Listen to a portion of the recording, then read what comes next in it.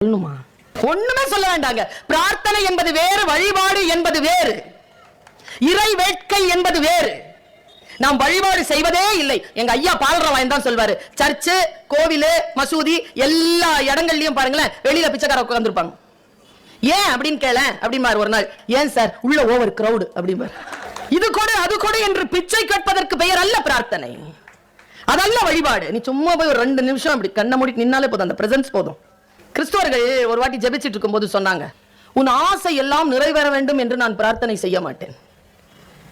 உன் ஆசையின் மீது கடவுளுக்கு எந்த அளவில் ஒப்புதல் இருக்கிறதோ அவையெல்லாம் நிறைவேறட்டும் என்றுதான் நான் பிரார்த்திப்பேன். சூப்பர்ல. தயவு செய்து கடவுளிடத்தில் வேண்டுகின்ற பொழுது என் மனைவியும் மக்களும் சந்தோஷமாக இருக்க வேண்டும் என்று மட்டும் கேட்டுவிடாதீர்கள். எப்படி பிரார்த்திக்கணும்?